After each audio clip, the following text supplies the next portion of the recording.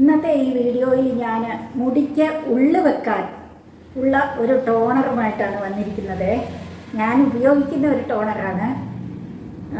ഇത് മുടിക്ക് ഉള്ളു വയ്ക്കും, പിന്നെ മുടി സോഫ്റ്റാവും, താരൻ പോകും, അങ്ങനെ ഒട്ടനവധി ഗുണങ്ങളുള്ള ഒരു ടോണറാണ്. ഞാനിതെങ്ങനെയാണ് തയ്യാറാക്കുന്നതെന്ന് നിങ്ങൾക്ക് കാണിച്ചു തരാം. ഉപയോഗിക്കുന്ന വിധവും കാണിച്ചു തരാം കേട്ടോ. അതിനായിട്ട് ആദ്യം നമുക്ക് ഇത് തയ്യാറാക്കുന്ന മെത്തേഡ്, ഞാനിത് തയ്യാറാക്കുന്ന മെത്തേഡ് എങ്ങനെയാണെന്നൊന്ന് കണ്ടു നോക്കാം. വാ എൻ്റെ കൂടെ പോരെ, കണ്ടിട്ട് തിരിച്ചു വരാം. ഞാൻ ഉപയോഗിക്കുന്നത് റോസ്മേരിയുടെ ഡ്രൈഡ് ലീഫാണ്. അപ്പോൾ ഇത് ഈ ഒരു പാക്കറ്റിൻ്റെ പകുതി ഇന്നാൾ ഞാൻ ടോണറായിട്ട് ഉണ്ടാക്കി ഉപയോഗിച്ചിരുന്നു. അതിൻ്റെ ബാക്കിയാണിത്. ഇതിപ്പം 2 ടേബിൾ സ്പൂൺ മിച്ചമുണ്ട്. 3 ടേബിൾ സ്പൂൺ ഉണ്ട്. ഈ 3 ടേബിൾ സ്പൂണ് തിളപ്പിച്ചിട്ട് ഫ്രിഡ്ജിൽ സ്റ്റോർ ചെയ്യാമെന്ന് വിചാരിക്കുന്നു. അതിനുവേണ്ടി 3 ടേബിൾ സ്പൂൺ റോസ്മേരിയുടെ ഡ്രൈഡ് ലീഫിലേക്ക് ഞാൻ 4.5 ഗ്ലാസ് വെള്ളം, ഒരു ഏകദേശ കണക്കാണ് കേട്ടോ, ഞാനെടുക്കുന്ന അളവാണ് ഞാൻ പറഞ്ഞത്, ഒഴിച്ചു. ഇനി അതിലേക്ക് 1 ടീസ്പൂൺ ഉലുവ കൂടി ഇട്ട് കൊടുക്കുക. ഉലുവ മുടിയുടെ വളർച്ചയ്ക്ക്, ഹെയർ ഗ്രോത്തിന് എപ്പോഴും നല്ലതാണല്ലോ. തണുപ്പുള്ള വസ്തുക്കളെല്ലാം ഹെയർ ഗ്രോത്തിന് നല്ലതാണ്. പക്ഷേ നമുക്ക് തലനീരൊക്കെ ഉള്ളവർ ശ്രദ്ധിച്ച് ഉപയോഗിക്കണമെന്ന് മാത്രമേ ഉള്ളൂ. അപ്പം ഇത് വെള്ളം ഒന്ന് തിളയ്ക്കട്ടെ. തിളയ്ക്കുന്നത് വരെ നമുക്ക് ഹൈ ഫ്ലെയിമിൽ വയ്ക്കാം. അപ്പോൾ അത് നന്നായി തിളച്ച് വന്നിട്ടുണ്ട്. കാണുന്നില്ലേ നിങ്ങൾ? പാലൊക്കെ തിളയ്ക്കുന്ന പോലെ വെട്ടി തിളച്ച് പതഞ്ഞു പൊങ്ങുന്നുണ്ട്. നല്ലൊരു സ്മെല്ലാണ്. അത് പാക്കറ്റിൽ നിന്ന് എടുത്തപ്പോൾ തന്നെ നല്ലൊരു സ്മെല്ലായിരുന്നു. അപ്പോൾ ഇത് തിളച്ചപ്പോൾ കൂടുതൽ സ്മെല്ലുണ്ട്. ഇനി ഇത് നമുക്ക് തീ കുറച്ച് വയ്ക്കാം. ലോ ഫ്ലെയിമിൽ ഇട്ടിട്ട് ഒരു 15 മിനിറ്റ് സമയം, മിനിമം ഒരു 15 മിനിറ്റ് സമയം, മാക്സിമം 20 മിനിറ്റ് സമയം തിളച്ച് ആ ലീഫിൻ്റെ സത്തെല്ലാം ഒന്ന് ഇറങ്ങട്ടെ. അതുപോലെ ഉലുവ വെന്ത് അതിൻ്റെ സത്തുമെല്ലാം ഒന്ന് ഇറങ്ങട്ടെ വെള്ളത്തിലേക്ക്. അതിനുശേഷം ബാക്കി കാര്യങ്ങൾ കാണിച്ചു തരാം കേട്ടോ. ഞാൻ 3 table spoon dried Rosemary leaf 4.5 glass വെള്ളം ഒഴിച്ച് നന്നായി വെട്ടി തിളച്ചതിന് ശേഷം ലോ ഫ്ലെയിമിലിട്ട് 20 മിനിറ്റ് തിളപ്പിച്ച് വാങ്ങി ആറിയിട്ടുണ്ട് കേട്ടോ.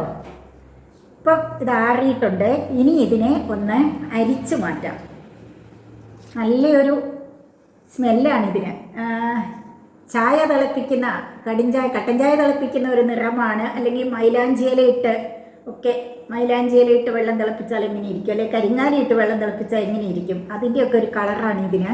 അപ്പോൾ ഇത് വേണമെങ്കിൽ നമുക്ക് അരിപ്പയിൽ അരിച്ചെടുക്കാം.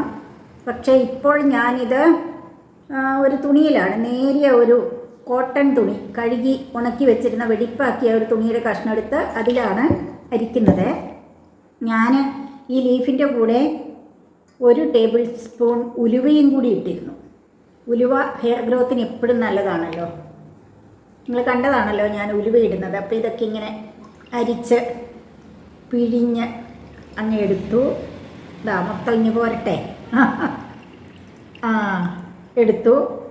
ഇപ്പോൾ ഇതുണ്ടല്ലോ 2 ഗ്ലാസ്, അതായത് ഒഴിച്ച വെള്ളത്തിൻ്റെ 2 ഗ്ലാസ് മിച്ചമുണ്ട്. ഒഴിച്ച വെള്ളത്തിൻ്റെ ഒരു പകുതി ആകുന്നത് വരെ തിളപ്പിച്ചായിരുന്നു. കണ്ടോ, ഇതിൻ്റെ കളറുണ്ടോ? ഇത് ചായവെള്ളം പോലെ ഉണ്ടല്ലേ. അപ്പോൾ ഇനി ഇതിനെ എങ്ങനെ, നല്ലൊരു സ്മെല്ലാണ്. ഇനി ഇതിനെ എങ്ങനെ ഹെയർ ഗ്രോത്തിന് സഹായിക്കുന്ന വിധത്തിൽ എങ്ങനെയാണ് അപ്ലൈ ചെയ്യുന്നത് എന്ന് നോക്കാം. മുടിയൊക്കെ കഴുകി ഉണങ്ങിയിരിക്കുന്ന സമയത്ത്, നന്നായി ഉണങ്ങിയിരിക്കുന്ന സമയത്ത് വേണം ഇത് അപ്ലൈ ചെയ്യാനായിട്ട്. അതുപോലെ തന്നെ രാത്രിയിൽ അപ്ലൈ ചെയ്യുന്നതാണ്. ഞാൻ രാത്രിയിലാണ് അപ്ലൈ ചെയ്യുന്നത് കിടക്കാൻ നേരത്ത്. പക്ഷേ അപ്പോൾ ശ്രദ്ധിക്കേണ്ട കാര്യം, ഒരുപാടങ്ങ് അപ്ലൈ ചെയ്യരുത്. കാരണം ആ നനവോടുകൂടി മുടി നനവോടുകൂടി വെച്ചുകൊണ്ട് കിടന്നു കഴിഞ്ഞാൽ മുടിയിൽ മുടിക്കായ, കറുത്ത ഒരു സാധനം ഇങ്ങനെ ഉണ്ടാവും, മുടിക്കായ. പിന്നെ മുടിയെല്ലാം പൊട്ടിപ്പോകും. അപ്പോൾ നമുക്ക് കെട്ടിവെക്കാൻ പറ്റിയാലല്ലോ, അഴിച്ചിട്ടുകൊണ്ട് കിടക്കേണ്ടി വരികയല്ലേ. അപ്പോൾ മുടിയെല്ലാം കെട്ട് പിണഞ്ഞ് പൊട്ടിപ്പോകും, മുടിയുടെ അറ്റം പിളർന്നു വരും, അങ്ങനെയുള്ള കുഴപ്പങ്ങളൊക്കെ ഉണ്ടാവും. അതുകൊണ്ട് കുറച്ച് സ്പ്രേ ചെയ്താൽ മതി. സ്പ്രേ ബോട്ടിലാക്കി കുറച്ച് സ്പ്രേ ചെയ്ത് അതിനെ മസാജ് ചെയ്ത് പിടിപ്പിച്ച് ഉണങ്ങിയതിന് ശേഷം മാത്രം സ്കാൽപ്പിൽ മാത്രം അപ്ലൈ ചെയ്യുക. സ്കാൽപ്പ് നന്നായി ഉണങ്ങിയതിന് ശേഷം മാത്രം മുടി ചീകി കെട്ടിവെച്ച് കിടക്കുക. അപ്പോഴാണിത് ഹെയർ ഗ്രോത്തിന് സഹായകമായി വരുന്നത്. അല്ലെങ്കിൽ നമ്മൾ ഉദ്ദേശിച്ചതിൻ്റെ വിപരീത ഫലമായിരിക്കും കിട്ടുക. ഇത് നമുക്ക് ഒരാഴ്ചത്തേനൊക്കെ ഒരുമിച്ചുണ്ടാക്കിയിട്ടേ ഫ്രിഡ്ജിൽ സൂക്ഷിക്കാം. ഉപയോഗിക്കുന്നതിന് മുമ്പ് അരമണിക്കൂർ മുമ്പ് എടുത്ത് പുറത്ത് വെച്ചാൽ മതി. അതിൻ്റെ തണുപ്പ് മാറണം. ആ ഐസ് തണുപ്പൊന്ന് മാറി നോർമൽ ടെമ്പറേച്ചറിലേക്ക് അത് വരണം. എന്നിട്ടേ അപ്ലൈ ചെയ്യാവുള്ളൂ. അല്ലെങ്കിൽ പെട്ടെന്ന് തലനീരിറക്കവും നീർക്കെട്ടും ഒക്കെ വരും. അത് നമുക്ക് ദോഷം ചെയ്യും. അപ്പോൾ അത്തരത്തിൽ ഇനി അന്നേരം ഉണ്ടാക്കി ഉപയോഗിക്കാൻ ബുദ്ധിമുട്ടല്ലേ, അതിന് നമുക്ക് സമയം കിട്ടില്ലല്ലോ. അതുകൊണ്ട് ഇങ്ങനെ ഡ്രൈഡ് ലീഫിൻ്റെ ടോണർ ഉണ്ടാക്കുന്നവർ ഒരാഴ്ചത്തേക്കൊക്കെ ഒന്നിച്ചുണ്ടാക്കിയിട്ട് ഫ്രിഡ്ജിൽ വെക്കുക. എന്നിട്ട് ഉപയോഗിക്കുക. മുടി ഏതായാലും ഞാൻ ഒരാഴ്ച ഉപയോഗിച്ചപ്പോഴത്തേനും സോഫ്റ്റ് ആയിട്ടുണ്ട്. ഞാനിത് മുടിയിൽ അപ്ലൈ ചെയ്യാനായിട്ട് എൻ്റെ സ്പ്രേ ബോട്ടിലെന്ന് പറയുന്നത് ഒരു വ്യത്യസ്തമായ സ്പ്രേ ബോട്ടിലാണ് കേട്ടോ.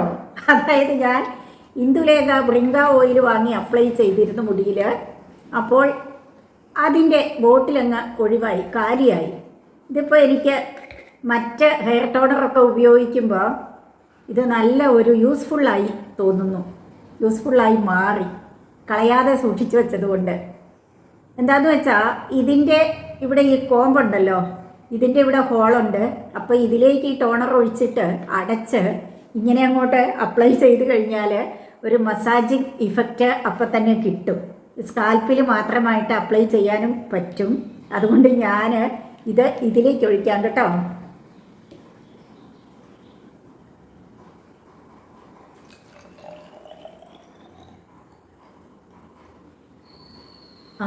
അതിൽ കൊള്ളുന്നത്ര മാത്രം അതിലൊഴിച്ച് 150 ml എണ്ണക്കുപ്പിയായിരുന്നേ.